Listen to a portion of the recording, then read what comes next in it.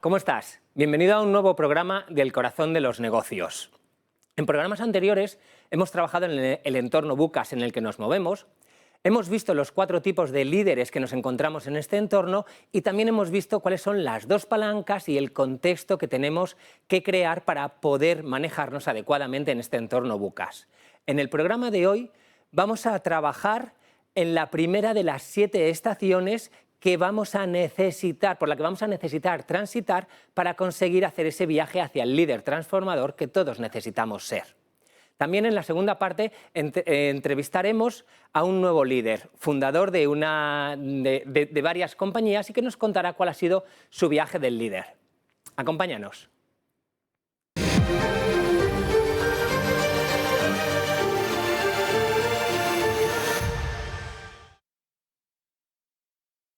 Quiero que sigas conmigo esta escena. Llegas a casa después de un día duro.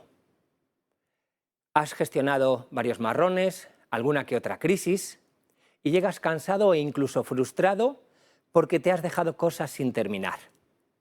Es tarde, pero aún así tus hijos quieren estar contigo y jugar un rato. A ti no te apetece y de alguna manera se lo acabas diciendo.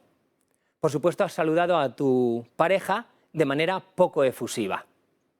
También te habías planteado que hoy ibas a hacer deporte, pero como estás muy cansado, casi exhausto, decides también dejar de hacerlo. Al final, te preparas algo de cena y enciendes la televisión para atontarte con algún programa o serie que te permita caer rendido en la cama.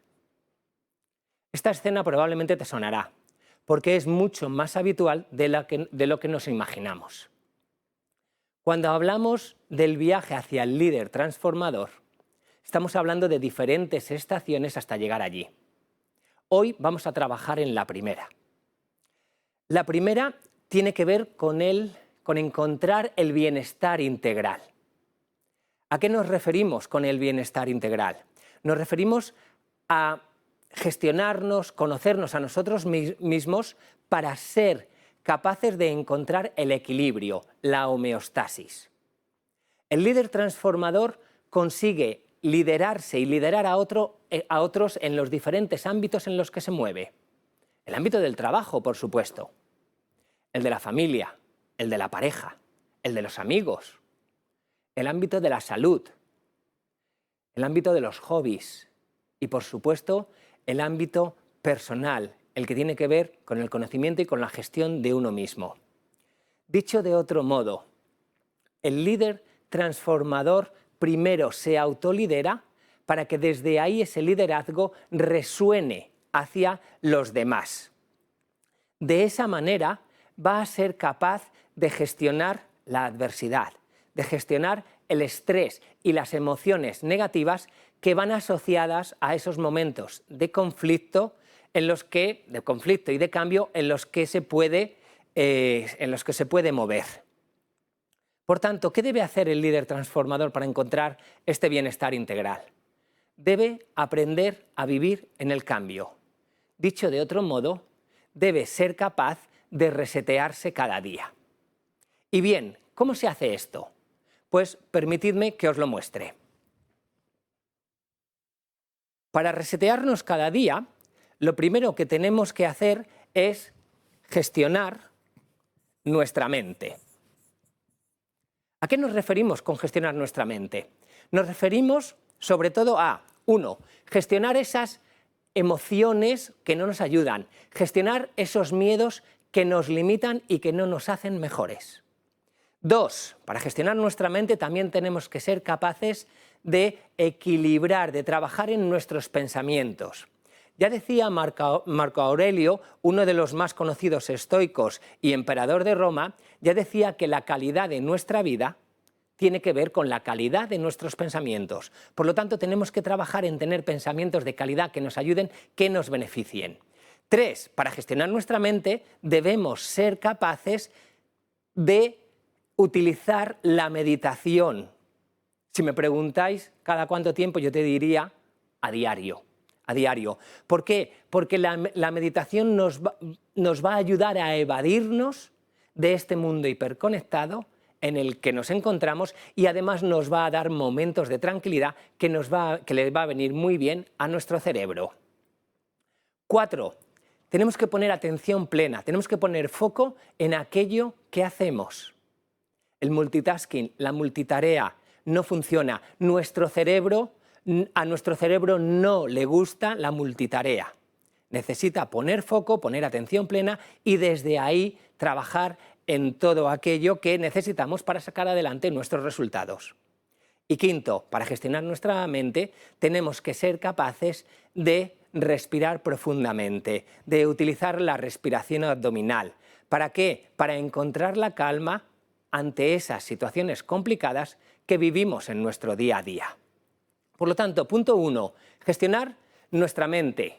Punto 2, cuidarnos físicamente. ¿Qué significa esto? Significa hacer deporte. ¿Qué deporte? El deporte que nos guste, el deporte que nos apetezca volver a ir y volver a hacerlo al día siguiente, 2 días después. Tiene que ser un deporte que nos haga bien porque nos beneficie física y emocionalmente. El deporte moderado, cualquier tipo de deporte, nos va a dar una cantidad mayor de endorfinas, nos va a generar serotonina, nos va a generar dopamina y lo que es más importante, va a reducir nuestros niveles de cortisol, que es la hormona del estrés. Si además hacemos este deporte en compañía de otros, también vamos a generar altos niveles de oxitocina, que es la hormona de la empatía. Tercero, como no podía ser de otra manera, cuida tu alimentación. ¿A qué me refiero? No tengas comidas copiosas, no cenes tarde, no tomes alimentos poco nutritivos porque sean procesados, porque tengan altos contenidos en azúcares. Cuidar tu alimentación va a ser clave para conseguir también ese bienestar integral. Cuarto, descanso. Trata de dormir todos los días al menos 7 horas. ¿Por qué? Porque tu cerebro en ese momento hará tareas de limpieza, tareas que le irán muy bien para poder comenzar el día dando lo mejor de sí. Además, si teletrabajas, prueba las siestas de 10-15 minutos. Si lo haces, te permitirá levantarte más fresco y afrontar la tarde de una manera más eficaz y, por supuesto, eficiente. Y por último, quinto, encuentra tu propósito.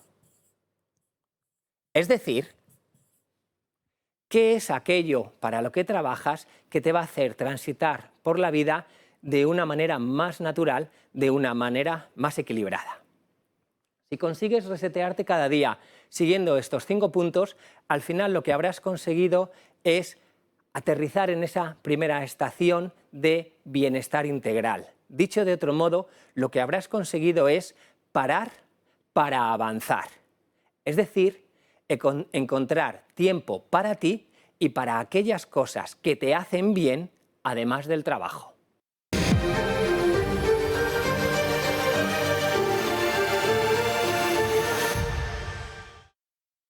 Pues aquí estamos de nuevo en la sección El viaje del líder. En esta ocasión nos encontramos con una persona que a mí me apetecía mucho entrevistar porque tuve la oportunidad y el honor de darle clase hace ya muchos años.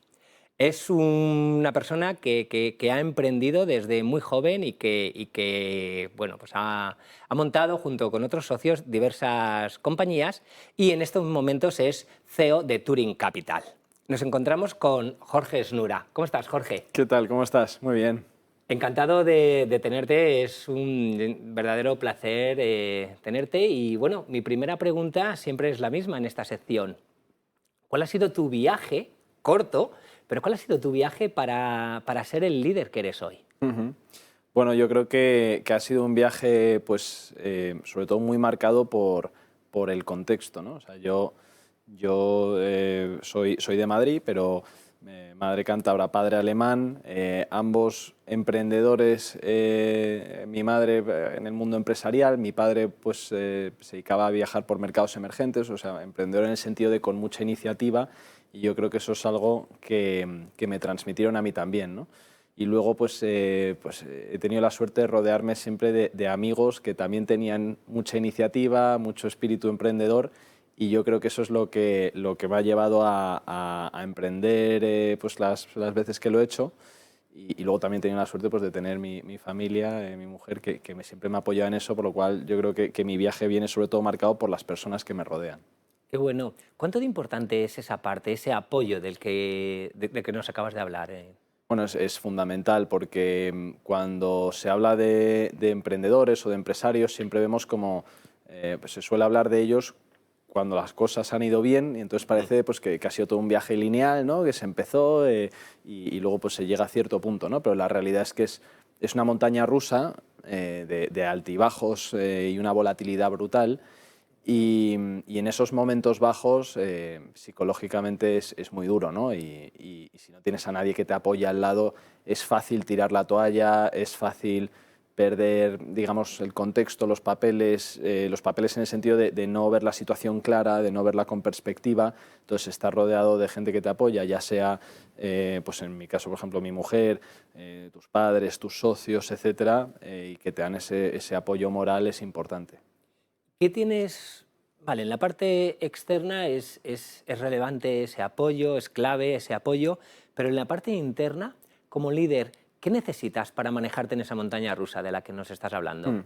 Sí, necesitas, por un lado necesitas pasión por lo que estás haciendo, Bueno, porque es muy fácil, es más fácil abandonar algo por lo que no sientes gran cosa, ¿no? que algo por lo que sientes muchísimo. Entonces, si algo te apasiona, en el momento más difícil, ¿no? Pues vas a luchar por ello, porque lo quieres con todo tu corazón, ese proyecto que has montado, ¿no? Entonces, eso es fundamental, es una pieza básica, ¿no?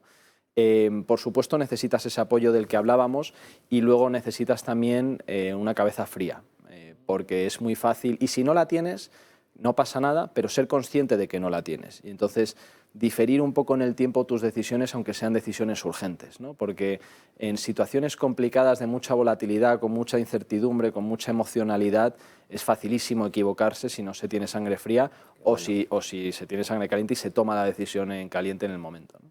qué bueno.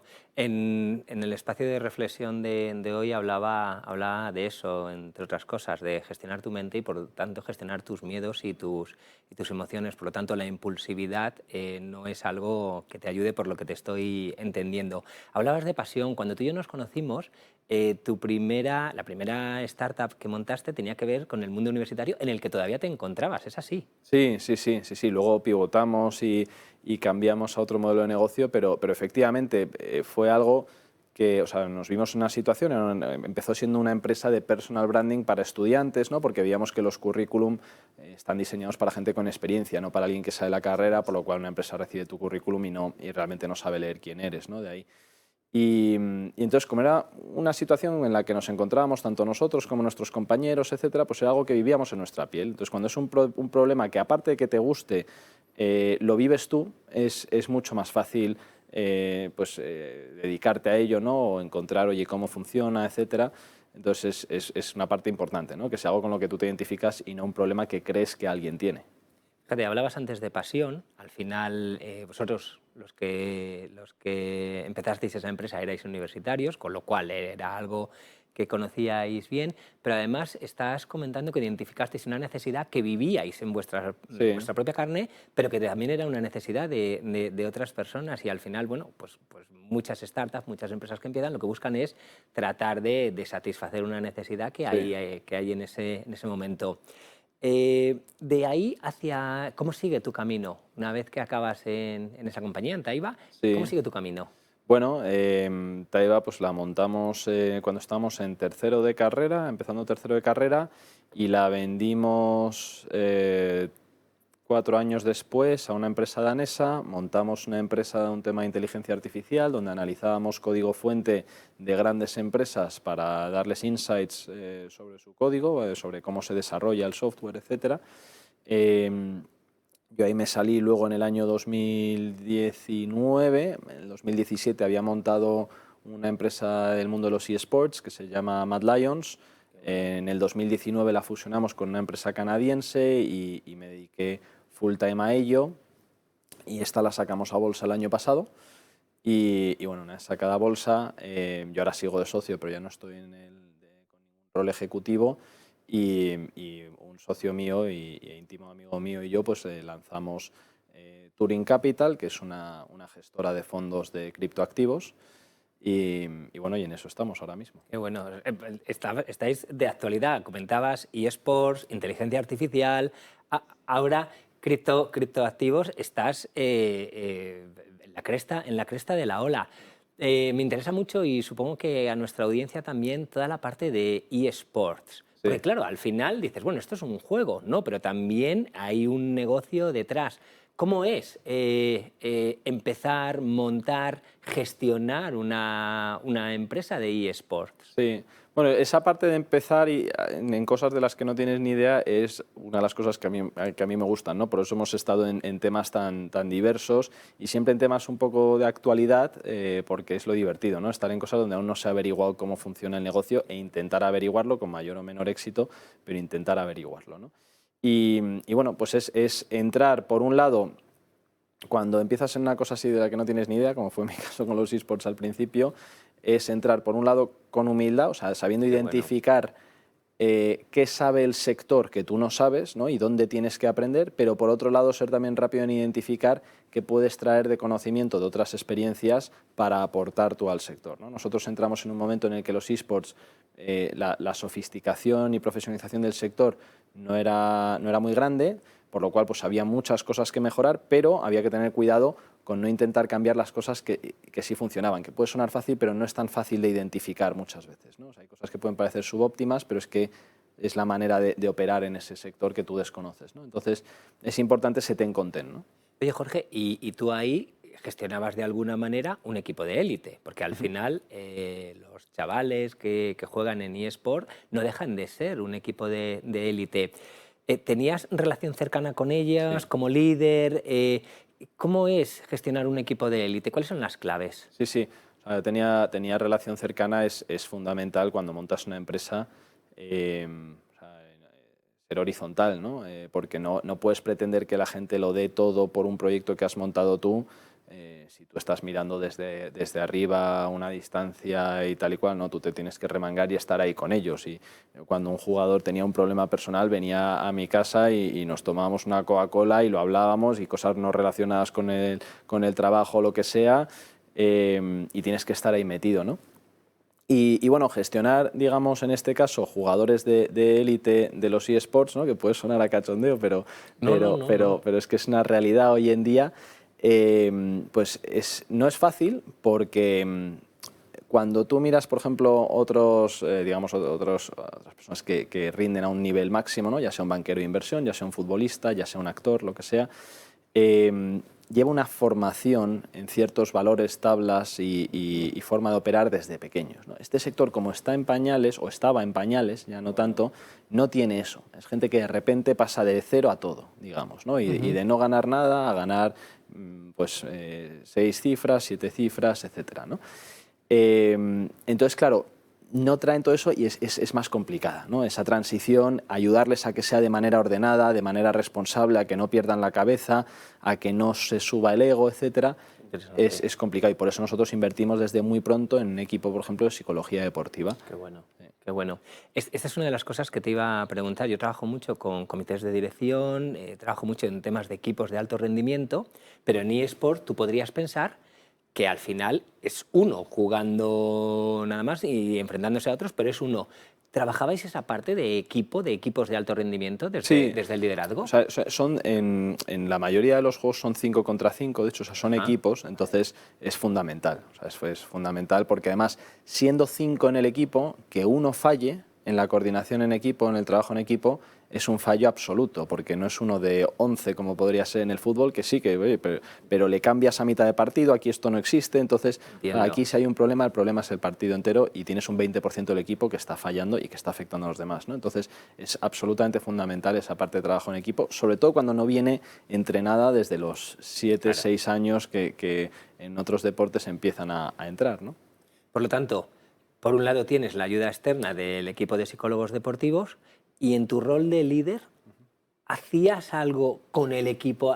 ¿Había algún tipo de palancas que tocabas con el equipo Sí. para que consiguieran su objetivo? Sí, con cuidado, por supuesto, porque hay que dejar hacer a quienes saben hacer de lo suyo, ¿no? Que era nuestro equipo de psicólogos deportivos, nuestro equipo de gestión deportiva, etcétera, y por supuesto sin querer yo saber más que ellos, ni mucho menos, pero sí que intentaba, en la parte sobre todo personal de los jugadores, intentar ayudarles a cómo enfocar su actitud profesional a veces, ¿no? De, oye, pues cómo afrontar la adversidad, cómo afrontar el cambio, desde un punto de vista más de experiencia personal y en un, digamos, ámbito más de casi amistad que de, oye, esto es una reunión de trabajo donde te voy a explicar. No, ese ámbito había que dejárselo al equipo que teníamos para eso, para no pisarle su labor, obviamente.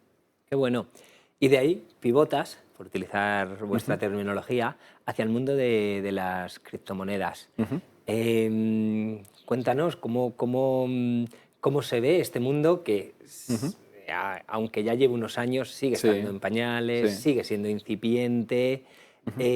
¿Cómo lo estás viviendo? Bueno, es un mundo muy interesante porque es un cambio de paradigma brutal, es un mundo muy incomprendido, que es el mismo término criptomoneda, es un talón de Aquiles que tiene, porque como la primera Bitcoin se pensó como un peer-to-peer electronic cash system, pues se le llamó criptomoneda, ¿no? Pero criptomoneda como moneda pues son menos del 1% de las que hay, las demás son más como, digamos, equities o acciones de tecnologías, ¿no? Por así decirlo. Pero como están incomprendidos donde se genera la oportunidad, ¿no? Porque si todo el mundo, pues, si fuera fácil de entender y todo el mundo estuviera superpuesto, pues las oportunidades que hay ya estarían cogidas, ¿no? Y bueno, mi socio y yo llevamos invirtiendo en esto ya bastantes años, 10 años, y ya nos hemos lanzado a esto porque hemos visto que es un buen momento, ¿no? O sea, estamos en un momento donde el institucional, sobre todo, empieza a entender qué es esto y empieza a ver realmente, vale, sí que es verdad que hay muchos casos de aportación de valor. Empezamos a ver todo el tema de Web3, que es la descentralización del Internet, ¿no? De que en vez del Internet se controle básicamente por 5 empresas que capturen todo el valor, etcétera, que ese valor que capturan lo capture el usuario en vez de ellos, ¿no? Con productos pues descentralizados, más eficientes, más rápidos, etcétera. Y entonces, ahora que se empieza a entender todo eso, es un buen momento, digamos, para en nuestro caso, una gestora de fondos en Luxemburgo, poder dar exposición a inversores a este asset class. Qué interesante, fíjate, utilizas términos de centralizado, descentralizado. Al final la Web3 no deja de ser algo mucho más democrático y Sí. más centrado en la persona. Desde el punto de vista del liderazgo, liderar en un mundo todavía sin explorar, como comentabas, ¿qué necesitas hacer diferente, si hay algo? Sí, necesitas paciencia, nuevamente un poco de sangre fría, temple, mejor dicho, no tomarte las cosas demasiado a pecho, porque lo que ocurre siempre, y esto nos lleva pasando cuando empezamos con las startups y con Taiba, la gente decía, las startups eso son todo humo, porque mira, estas empresas, las startups grandes del mundo pierden dinero, no sé qué, hoy en día son pues, las mayores empresas del mundo y ya resulta que no son tanto humo, ¿no? La inteligencia artificial, no, eso es humo porque eso no funciona, fíjate lo mal que funciona, tal y cual, y tal, ¿no? Los eSports lo mismo y esto lo mismo, ¿no? Yo siempre digo que el primer coche eléctrico que se hizo no tenía baterías recargables y aguantaba 1 milla y algo, ¿no? Entonces, claro, si lo juzgas ahí la tecnología, dices, pues esto es humo, esto nunca va a funcionar, pero luego algún día acaba funcionando porque se va avanzando, ¿no? Entonces, en los criptoactivos pues pasa eso actualmente, ¿no? Hay mucha gente que por desconocimiento y además gente con altavoz también, pues dicen ciertas cosas y tal y pues tienes que pasar, no tienes que esforzarte mucho en entrar ahí porque ya llega el momento, como en todas las demás tecnologías previas, donde pues se demostrará, ¿no? De todas maneras, como psicólogo te puedo decir que esa es la resistencia al cambio natural de los seres Sí, humanos. Es decir, cuando algo pasado. es nuevo y que además rompe el paradigma, como tú estabas comentando, lo que nos van a hacer de manera natural es resistirnos a ese cambio. A Colón Y también habrá algunos early adopters, esos que se meten primero, que al final iréis con una banderita, pero estaréis muy solos. Y un día, pues lo que estabas contando Claro. del coche eléctrico. Sí, ibas Sí, a sí. decir, No, que perdón. a Colón también le decían que vendía humo y demás. O Claro. sea, quiero decir que es lo natural. Entonces, por eso digo que hay que pasar un poco de eso, ¿no? O sea, hay que saber pasar de eso y centrarse en... Qué interesante. Oye, y además en tu parte personal tienes 2 hijos, hablabas de tu mujer antes. ¿Cómo se lleva liderar todas estas empresas, tomar decisiones que tomas donde bueno, pues te estás jugando mucho en cada decisión que tomas, estoy absolutamente seguro? ¿Cómo se lleva eso? ¿Cómo se compatibiliza con esa parte de la que yo hablaba antes en el espacio de reflexión Mm. de bueno, liderar también en otros ámbitos, no solamente en el Sí. del trabajo? Bueno, es que es fundamental para que te vaya bien el trabajo que en tu vida personal estés bien, ¿no? Porque si Qué no, bueno. obviamente estás totalmente descuadrado y no tal. Y yo tengo la suerte, pues eso, de que mi socia en la vida es mi mujer y somos buenos socios y nos compaginamos muy bien. Y tenemos una familia en orden, que eso es importante, que no siempre se puede tener. Yo tengo la suerte, no es mérito tal, oye, pues la suerte que tenemos de que sea así y eso pues te permite poder rendir mucho más y que sea todo mucho más fácil, ¿no? ¿Y cómo se consigue? Porque vale, tú hablas de la suerte, pero yo soy convencido de que a la suerte hay que ayudarla. Sí, sí, por supuesto. ¿Cómo se riega esa parte? Has empleado un término que me ha encantado, mi socia de vida. ¿Cómo se riega esa parte ahora mismo en un mundo en el que vivimos, que todo es rápido, que todo es para allá y que me cambio rápidamente? ¿Cómo se riega esa parte? ¿Cómo se lidera esa parte? No me refiero a ti solo, a ambos. ¿Cómo Mm, lo hacéis para conseguir que eso os dé equilibrio para bueno, otros ámbitos sí.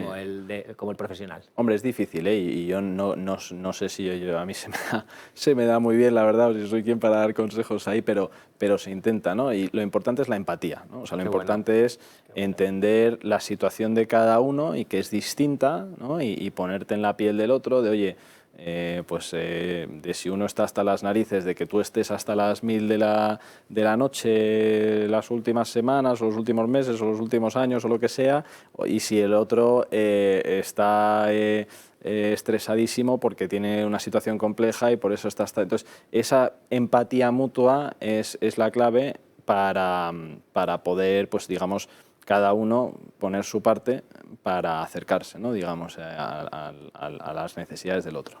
Qué interesante y de otra manera estoy muy de acuerdo. La empatía es clave. Para mí es la gran clave del éxito. El conocimiento de uno mismo y la empatía con los demás, la conexión con los demás, cercanos o menos cercanos. Yo tengo cero dudas de que es la clave del éxito y si lideras todavía más. Tus hijos son pequeños, Hmm. pero ¿te gustaría que acabaran siendo emprendedores? ¿Les modelas de alguna manera? Y a lo que me refiero con modelarles es, ¿eres consciente de que vas a ser un modelo para Ujú. ellos? Yo quiero que sean lo que les haga felices. O sea, a mí realmente su vida profesional me da un poco igual. O sea, yo lo que quiero es que en la vida personal sean buenos y sean buenas personas y formen pues la familia, una familia bonita y sean felices y ya está, ¿no? Y en la parte profesional, pues lo que les haga felices. Eso me da un poco igual. Lo que sí me gustaría, digamos, inculcarles, con mi hija lo intento con pequeños detalles, es a ser valientes, ¿no? Porque Qué bueno. creo que si no tienes un poco de valentía, hay muchas cosas que podrías haber hecho, personales o profesionales, que te hubiesen dado más felicidad o que hubiese habido una probabilidad de que te diese más felicidad, que las dejas en el tintero, ¿no? Y hay trenes que pasan una vez, ¿no? Y que hay que ser valiente para cogerlos, hay que ser valiente para equivocarse, aprender de ello y poder pasar ese aprendizaje a la siguiente generación, etcétera. Entonces, de la parte profesional, digamos que esa iniciativa o valentía sería lo único que tal vez sí que forzaría un poco más que aprendieran. Por lo demás, oye, pues lo que ellos quieran ver. Por supuesto que sí veo que uno pues tiene digamos, interés o inquietudes por la empresa, por emprender o por algo en lo que yo tenga algo de conocimiento, pues por supuesto que entonces tienes que intentar estar rápido y enseñarle lo que tú puedas para que no cometa tus errores. Qué interesante esa parte de valentía, no solamente para emprender sin duda, pero para la vida. Yo hablaba anteriormente de los miedos y de cómo nos limitan y una manera de gestionar los miedos es a través de la valentía. Qué bueno.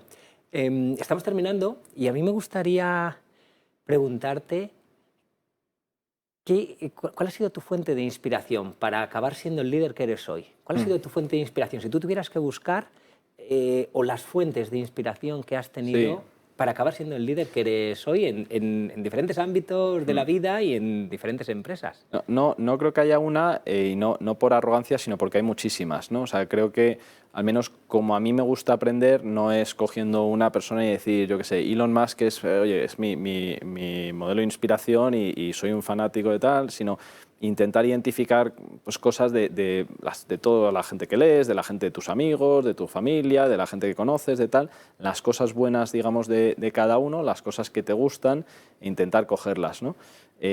Por supuesto que el hecho de de haber vivido con mis padres, que mi madre fuera empresaria, que mi padre pues, fue un tío, bueno, es una persona con muchísima iniciativa en mercados emergentes, etcétera, es algo que obviamente me ha marcado posiblemente más que ninguna otra persona, ¿no? La universidad donde estudié, pues el IE, que es un sitio muy emprendedor, pero es más coger la mezcla de todo, ¿no? Que decir, tengo una persona que es mi inspiración.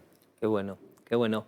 Pues Jorge, ha sido un verdadero placer tenerte como invitado. Yo he disfrutado muchísimo de esta conversación contigo. Espero que lo hayas también disfrutado. Desde luego.